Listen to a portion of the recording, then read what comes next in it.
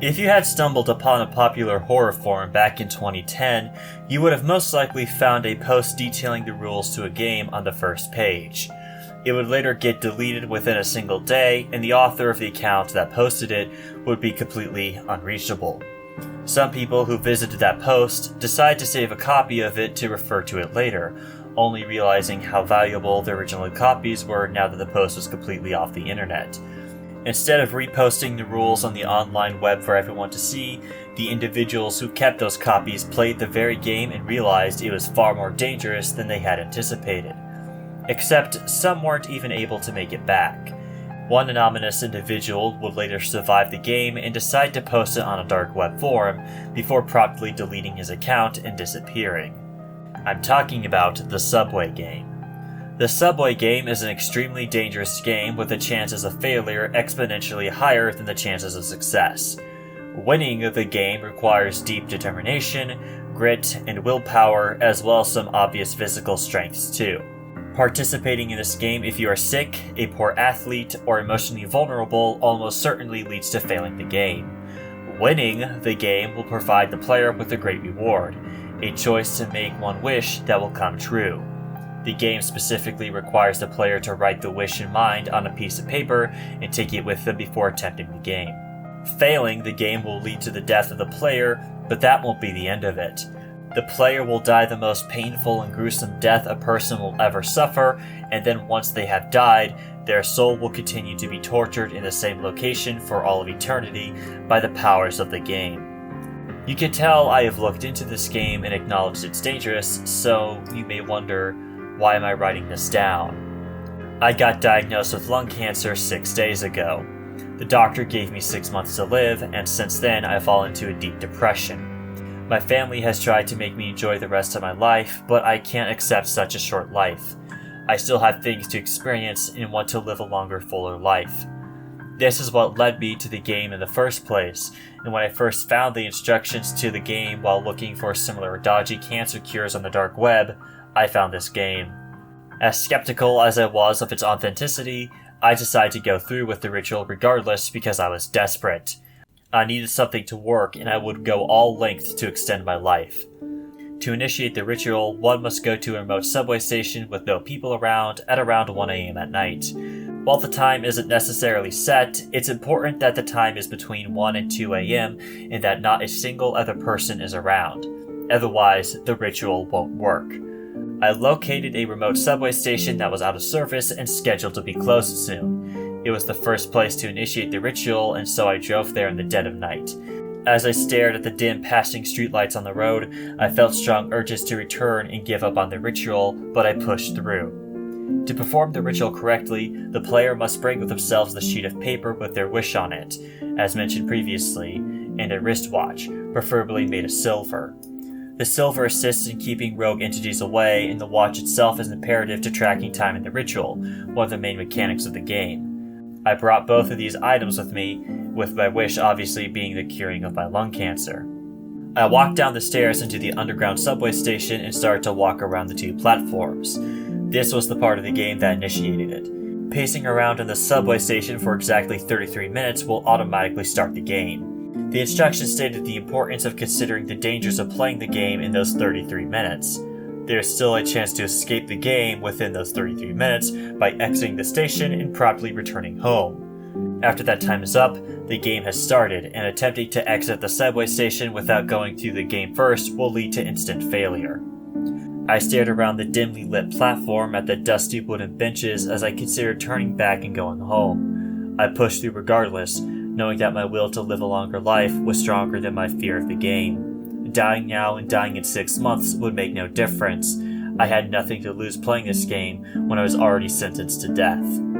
The lights began to flicker and dim further until the basic silhouettes of the objects on the platform were visible. My body started to freeze up as my flight or fight response was activated, and I suddenly grew very sensitive to the dull thud of my shoes against the dirty concrete floor and the light whistling of the wind outside. I looked down at my watch and squinted to read the time. The dark made it difficult to discern the position of the watch hands. I didn't need to check the time though, because a few seconds later, I felt a strong sense of being watched. It came from deep in my gut and caused my stomach to tie into several knots. I turned around and saw the faint outline of a dark figure behind me.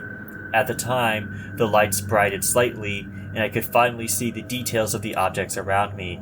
The person in front of me was facing away from me and was wearing a typical security guard uniform with dark dress pants and a matching coat.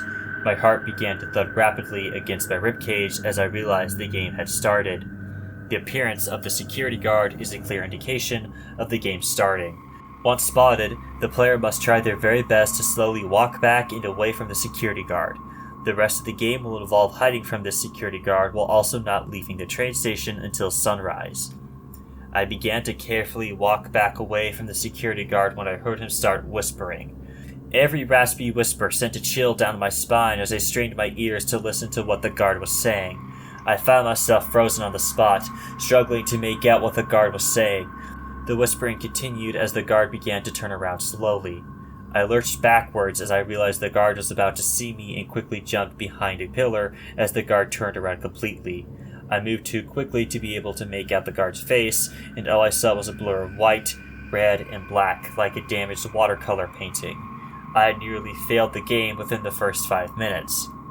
While staying away from the security guard, the player must also complete 3 tasks to end the game and have their wish granted. The failure of completing these tasks before leaving will lead the security guard to permanently following the player and killing them. The first task is simple. A train will stop at the station within 15 minutes of the start of the game. The player must board this train and avoid any interaction with the passengers no matter what. If the train does not appear, the player has already failed the game. I watched the minute hand on my watch move slowly as I stood behind the pillar and listened to the slow, deliberate steps of the security guard. He had stopped whispering to himself and began walking around the platform. As the minutes passed and the train didn't appear, I began to worry. I heard the steady rumble of a train on the tracks just before 15 minutes had passed. I slowly peeked from behind the pillar and noticed that the security guard boarded the train with his back still turned to me. The train itself was a typical modern train with nothing out of the ordinary. I walked over to the train and boarded it just before the doors closed. The security guard could still chase me on the train, so I had to constantly move around and make sure that he didn't find me as he searched through the entire train. The rules stated that the train ride would be no longer than 10 minutes, with the train stopping at the same subway station at the end of the ride. As the player continues to pass through carriages to avoid the security guard, they would notice the carriages are endless. The goal is to keep moving through carriages and not stopping to rest even if the player is confident that the security guard is multiple carriages behind, because they can get caught off guard at any moment. The train was packed to the brim. Almost every seat was occupied with people of all ages and genders, and it pretty much seemed like a normal busy morning train. I began to walk from carriage to carriage, ignoring everyone and not making any eye contact. As I was passing through my 5th cage, I accidentally tripped on a baby stroller's wheel in the middle of the carriage and nearly fell on the baby itself. The mother of the child reacted quickly and locked eyes with me. I instinctively began to apologize, and as soon as the first syllable came out of my mouth, the entire cabin of people fell silent and locked their eyes on me. The warm, bustling environment of the cage was reduced to a cold, silent stare. I quickly removed my watch and threw it far behind me as everyone in the carriage simultaneously jumped towards it. Taking this as my cue, I quickly ran as fast as I could through the carriages, making sure I didn't interact with anyone this time. The train began to slow and pull to a stop in the same subway. I quickly departed the train and hid behind the same pillar just as the security guard got off the train as well, with his back still turned to me. My mistake on the train had cost me my silver watch, and without it, winning the game was going to be much more difficult. The instructions to the game state that when the player gets off the train, they will find themselves on the same station. While they will geographically be on the same station, they've actually moved to another dimension. The rest of the game will occur in this strange new world full of entities that humans were never meant to interact with. Leaving the train station here almost certainly means a death from the entities outside. The subway station itself acts as a midway medium between the normal world and this world, forming an ideal location to proceed with the rest of the ritual. The second task involves finding a door. This hypothetical door will lead to stairs that ascend to a new area, the place where the final task will be performed. All the while, the player must avoid the night guard and anything else on the subway. While the task seems incredibly easy, many people who have won the game claimed it was the hardest part. I watched the night guard continue to pace around the station, with his back always turned to me. My blood ran cold when a disturbing thought that sent chills down my spine formed in my mind. The only feasible way for the night guard to constantly keep his back turned to me would involve him knowing where I was and where I was facing to begin with.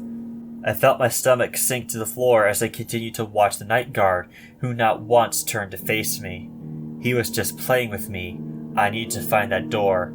Fast. As the security guard began to walk past the pillar, I slowly walked around and began to scan the dimly lit platform with my eyes.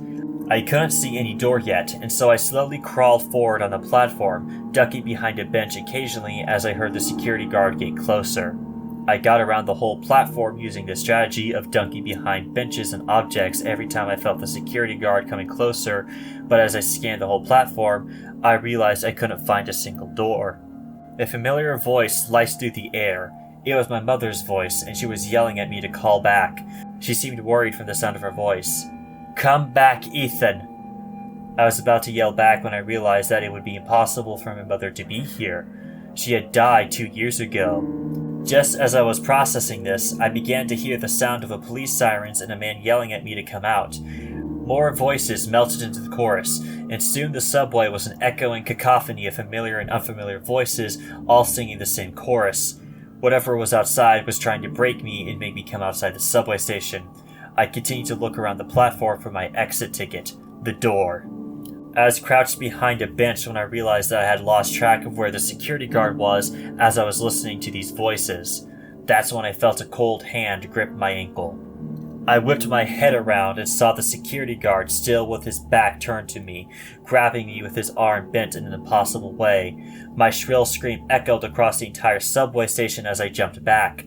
The grip of my leg loosened and I was able to kick away and quickly get to my feet before the security guard began to walk backwards towards me at an impossible speed.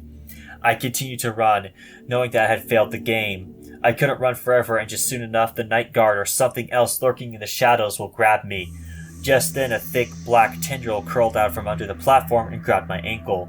It pulled me onto the tracks like I was a rag doll.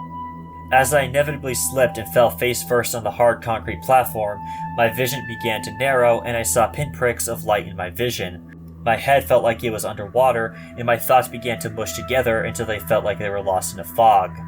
The excruciating pain of my entire body being battered against the rough rocks and the tracks somehow brought me back to my senses. My eyes were blurry with tears, and my entire body stung from newly formed bruises, cuts, and grazes. The tendril continued to pull me into the black mass from beneath the platform. It was somehow darker than the darkness under the platform itself, and its grip on me was firm. I grabbed a rock from the tracks and smashed it on the tendril. It unwrapped from my leg just as I brought the rock down on it, and I accidentally hit my own ankle instead. Every single nerve in my ankle burned with excruciating pain the moment the rock slammed against it, and the dull crack that permeated in the air made it obvious that I had possibly fractured a bone. Just then, the night guard also jumped down the tracks as the tendril prepared to grab my now hurt ankle again. I began to crawl away helplessly. The rough rocks cut my palms as I pushed against them to move my body forward and away from the entities that longed for my soul. Just then, I felt cold metal against my palms. I looked down and noticed that hidden beneath the rocks, what was looked like a metal trapdoor. I desperately searched for the handle, and once I found it, I opened the heavy rusted door with my remaining strength. As I pushed my whole body into the opening, I realized that there was a drop. I tumbled down for a short moment before I landed on my hurt ankle and twisted it. The pain nearly blinded me as I curled into a fetal position in agony. I looked around and noticed I was in a well-lit room with a single small table in the middle. The final task. Crawling over to the table caused bursts of pain to go through every single nerve in my body. My muscles burned and ached, and I was on the verge of passing out. I quickly placed the sheet of paper with my wish on the table just as my vision went black. They found me bruised and battered on the tracks just outside the entrance of the subway station in the morning.